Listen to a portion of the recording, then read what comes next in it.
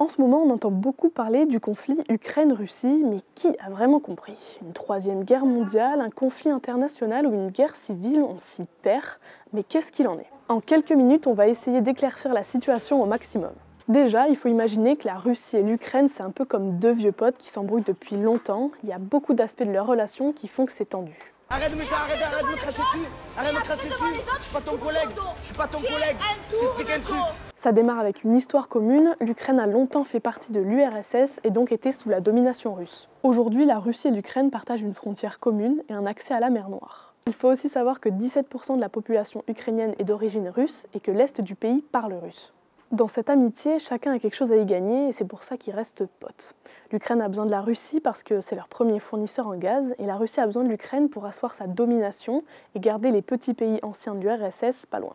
En gros, chacun veut les avantages sans les inconvénients. Mais toute cette situation était plutôt calme jusqu'en 2020, jusqu'à ce que Volodymyr Zelensky, le président ukrainien, annonce un possible rapprochement de l'Ukraine avec l'OTAN. Petit rappel, l'OTAN, c'est une alliance de pays d'Europe et d'Amérique du Nord. C'est une organisation internationale à caractère politique et militaire dont l'objectif est de garantir la liberté et la sécurité de ses membres. Elle comprend entre autres les États-Unis et la France. L'Ukraine ne fait donc pas partie de l'OTAN mais commence petit à petit à s'en rapprocher et ça Vladimir Poutine valide pas trop.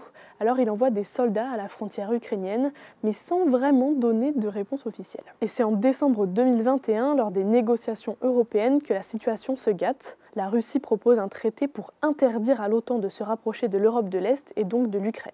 Et elle insiste bien sur le fait que ce soit non négociable. Une proposition qui ne passe pas vraiment auprès de l'OTAN, qui ne veut pas contraindre l'Ukraine mais lui laisser le choix. Face à cette réponse, la Russie n'est pas très contente et envoie à nouveau des soldats à la frontière ukrainienne.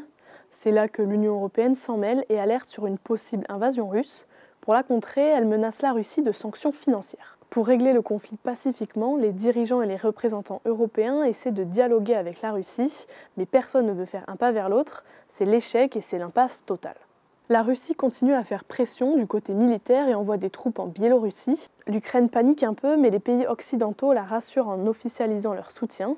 Les États-Unis proposent 20 millions pour la sécurité de l'Ukraine et les pays Balkans envoient des armes. La Russie fait désormais face à une Ukraine armée et elle remet donc en question l'utilité d'une potentielle guerre, en espérant que les dirigeants internationaux arrivent à se mettre d'accord avant que ça dégénère.